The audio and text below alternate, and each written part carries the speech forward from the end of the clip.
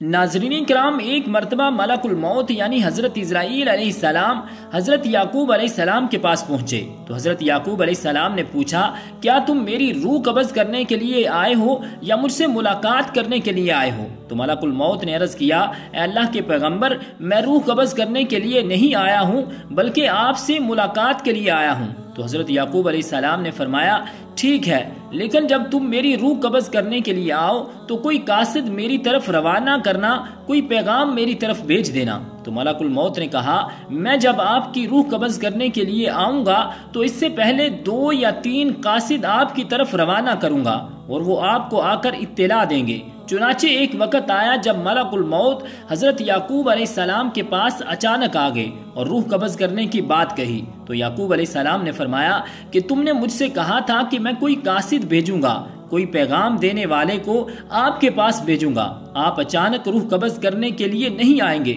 تو ملک الموت نے کہا کہ میں نے آپ کی طرف قاصد بھیجے تھے اور وہ بھی 3 قاصد بھیجے تھے۔ حضرت یعقوب علیہ السلام نے کہا، وہ کون سے قاصد ہیں؟ ملک الموت علیہ السلام نے کہا، پہلا قاصد یہ تھا کہ آپ کی داڑھی اور سر کے سیاہ بال جو تھے وہ سفید ہونے لگے، اور دوسرا قاصد میرا یہ تھا کہ آپ کے جسم میں جو طاقت اور توانائی تھی وہ ختم ہونے لگی اور آپ کے جسم میں کمزوری آنے لگی، اور تیسرا قاصد میرا یہ تھا کہ آپ کی کمر جو بالکل سیدھی تھی وہ آہستہ آہستہ جھکنے لگی۔ تو یہ 3 نشانیاں ملک الموت نے بتلائیں، اور ملک الموت یعنی حضرت اسرائیل علیہ السلام نے فرمایا کہ ہر مرنے والے کے پاس تقریباً میرے قاصد آتے رہتے ہیں، لیکن لوگ ان کو نہیں سمجھتے، لوگ ان کو نہیں مانتے۔ اگر مرنے والا انسان اپنی زندگی میں نیکی اور تقوی میں مشہور تھا، پھر اس کی موت کے بعد اس کا چہرہ خوبصورتی سے چمک اٹھا، تو یہ ایسی علامت ہے جس سے اچھا تاثر لیا جا سکتا ہے اور اس پر خیر کی امید کی جا سکتی ہے۔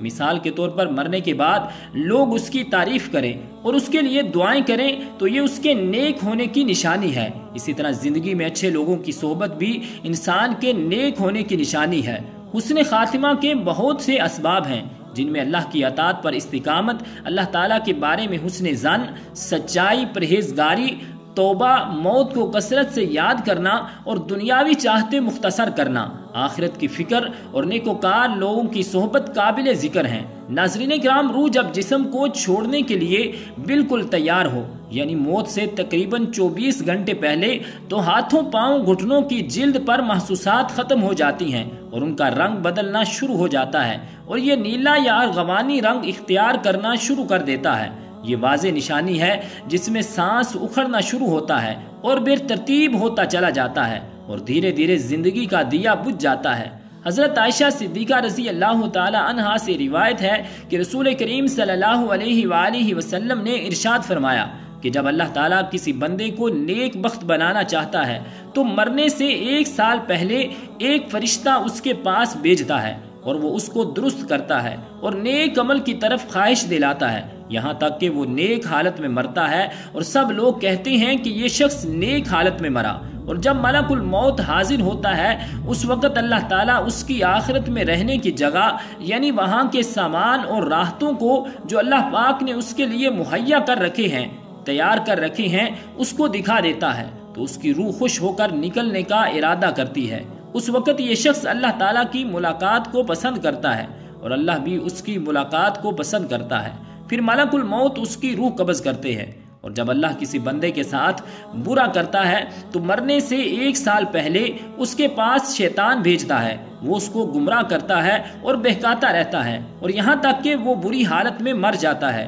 اور سب لوگ کہتے ہیں کہ بری حالت میں مرا۔ اور جب ملک الموت حاضر ہوتے ہیں تو اس وقت اللہ تعالیٰ اس کی آخرت میں رہنے کی جگہ اس کو دکھا دیتا ہے تو اس کی روح خوف سے بدن کے اندر گھس جاتی ہے اور اس وقت وہ اللہ تعالیٰ کی ملاقات کو ناپسند کرتا ہے اور اللہ تعالیٰ بھی اس کی ملاقات کو ناپسند کرتا ہے۔ پھر ملک الموت اس کی روح کو سختی سے کھینچ کر قبض کرتے ہیں۔ حضرت جابر رضی اللہ تعالی عنہ سے روایت ہے کہ میں نے رسول اللہ صلی اللہ علیہ وآلہ وسلم کو وفات سے 3 دن قبل یہ کہتے ہوئے سنا کہ تم میں سے جو کوئی مرے تو اس حالت میں مرے کہ وہ اللہ تعالیٰ کی نسبت اچھا گمان رکھتا ہو، جو کہ اللہ تعالیٰ کے ساتھ اعمال صالحہ سے پیدا ہوتا ہے۔ بس حاصل کلام یہ ہے کہ اعمال صالحہ کی پابندی اس قدر کرو کہ مرتے وقت حق تعالیٰ کے ساتھ حسن ظن پیدا ہو جائے حضرت انس رضی اللہ تعالی عنہ سے روایت ہے، آپ فرماتے ہیں کہ رسول اللہ صلی اللہ علیہ وآلہ وسلم نے ارشاد فرمایا کہ دیکھو تم میں سے جو کوئی مرے تو اس حالت میں مرے کہ وہ اللہ پاک کی نسبت اچھا گمان رکھتا ہو،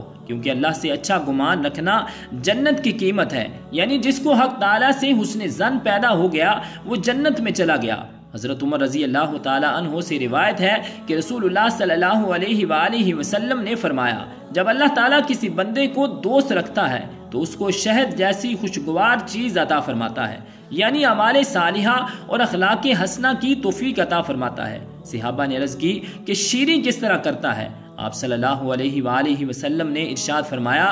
مرنے سے پہلے نیک کام کرتا ہے یہاں تک کہ اس کے پڑوسی اس سے خوش ہو جاتے ہیں۔ حضرت سلمان فارسی رضی اللہ تعالی عنہ سے روایت ہے کہ رسول اللہ صلی اللہ علیہ وآلہ وسلم نے ارشاد فرمایا کہ میت کو موت کے وقت پیشانی سے اگر پسینہ آئے اور آنکھ سے آنسو اور ناک کے سوراخ کشادہ ہوں تو یہ اللہ کی رحمت ہے جو اس پر نازل ہوئی ہے، اور اگر گلے میں آواز پلٹ کھائے جیسا کہ جوان اونٹ کا گلا گھونٹنے سے آواز آتی ہے اور اس کا رنگ بد رنگ ہو جائے اور منہ سے جھاگ نکلے تو یہ اللہ کا عذاب ہے۔ ناظرین کرام، اللہ تعالیٰ نے عرش کے نیچے ایک درخت پیدا کیا ہے، اس کے پتے تمام خلائق کی گنتی کے برابر ہے، اس کا نام شجاعت المنتہا ہے۔ جب کسی بندے کی عمر ختم ہو جاتی ہے اور 40 دن باقی رہ جاتے ہیں تو حضرت اسرائیل علیہ السلام کے سامنے اس کا ایک پتا گر جاتا ہے، اس پر اس بندے کا نام لکھا ہوتا ہے۔ اس وقت تمام فرشتے اس کو مردہ کہتے ہیں، یعنی مردوں میں شامل کر لیتے ہیں،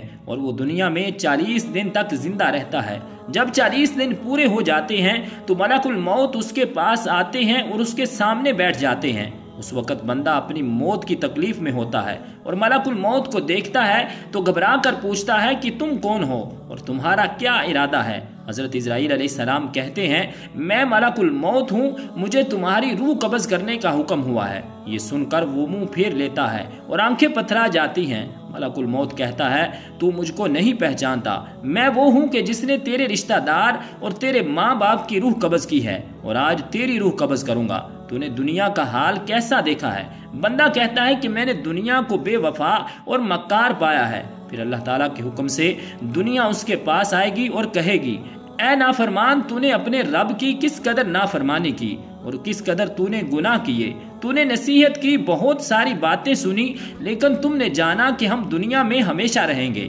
یاد رکھو میں تجھ سے اور تیرے اعمال سے بیزار ہوں۔ پھر اس کا عمل اس کے سامنے آئے گا اور کہے گا، اے نافرمان، تو نے ناحق طریقے سے مجھ کو حاصل کیا۔ اگر تو غریب اور مسکین پر خرچ کرتا تو آج تیرے کام آتا۔ ایک روایت میں ہے کہ جب آدمی کی زبان بند ہو جاتی ہے تو 4 فرشتے اس کے پاس آتے ہیں اور سلام کرتے ہیں۔ پہلا فرشتہ آتا ہے اور بعد السلام کہتا ہے کہ اے اللہ کے بندے، میں تیری روزی پر مقرر تھا، میں نے تمام زمین پر پورب پچھم تک تلاش کیا مگر تیری روزی کا ایک لقمہ بھی کہیں نہ پایا۔ پھر دوسرا فرشتہ آتا ہے اور سلام کے بعد کہتا ہے، اے اللہ کے بندے، میں تیرے پانی پر موکل تھا، میں نے تمام زمین پر پورب پچھم تک تلاش کیا مگر تیرے پینے کو ایک قطرہ پانی کا کہیں بھی نہ پایا۔ پھر تیسرا فرشتہ آتا ہے اور سلام کے بعد کہتا ہے، اے اللہ کے بندے، میں تیری سانس پر موکل تھا، میں نے تمام روئے زمین پر تلاش کیا لیکن تیرے واسطے کہیں بھی ایک سانس نہ پایا۔ پھر چوتھا فرشتہ آتا ہے اور سلام کے بعد کہتا ہے، اے اللہ کے بندے، میں تیری عمر پر موکل تھا، میں نے تمام زمین پر تلاش کیا مگر تیری عمر کا ایک حصہ بھی نہیں پایا۔ اس کے بعد نامہ اعمال لکھنے والے دونوں فرشتے اس کے پاس آتے ہیں اور سلام کے بعد کہتے ہیں، اے اللہ کے بندے، ہم تیرے اعمال لکھنے پر موکل تھے۔ وہ نامہ اعمال اس کو دکھائیں گے اور کہیں گے، دیکھ یہ تیرا اعمال نامہ ہے۔ اس وقت میت کی آنکھ سے آنسو جاری ہوتے ہیں اور وہ دائیں بائیں دیکھتا ہے اور نامہ اعمال پڑھنے سے ڈرتا ہے۔ اس کے بعد ملک الموت اس کی روح قبض کرتے ہیں۔ حضرت ربیع بن انس رحمت اللہ تعالی علیہ سے کسی نے پوچھا کہ ملک الموت تنہا ہی سب کی روح قبض کرتے ہیں یا ان کے ساتھ اور فرشتے بھی اس کام میں شریک ہوتے ہیں؟ تو فرمایا کہ روح قبض کرنے کا کام صرف انہی کے حوالے ہے، لیکن اس کام پر ان کے ساتھ بہت سے فرشتے مدد کے واسطے دیے گئے ہیں اور ملک الموت ان سب کے سردار ہیں۔ پھر حضرت ربیع بن انس رضی اللہ تعالی عنہ سے پوچھا گیا کہ مومنین کی روح کہاں رہتی ہیں؟ تو آپ نے فرمایا، 7ویں آسمان کے اوپر سدرۃ المنتہا کے پاس۔ حضرت ابو ہریرہ رضی اللہ تعالی عنہ سے روایت ہے کہ سرکار دو عالم صلی اللہ علیہ وآلہ وسلم نے ارشاد فرمایا، جب انسان مر جاتا ہے تو اس کے اعمال کے ثواب کا سلسلہ اس سے منقطع ہو جاتا ہے، مگر 3 چیزوں کے ثواب کا سلسلہ باقی رہتا ہے۔ نمبر 1 صدقہ جاریہ، اور نمبر 2 راستے میں پڑی اینٹ جس سے راہگیر نفع حاصل کرے، اور نمبر 3 صالح اولاد جو مرنے کے بعد اس کے لیے دعا کرے۔ تو رب ذوالجلال کی بارگاہ اقدس میں دعا ہے کہ خالق کائنات ہمیں نیک اعمال کرنے کی توفیق عطا فرمائے اور ہمارا خاتمہ ایمان پر فرمائے، آمین بجاہ النبی الکریم الامین۔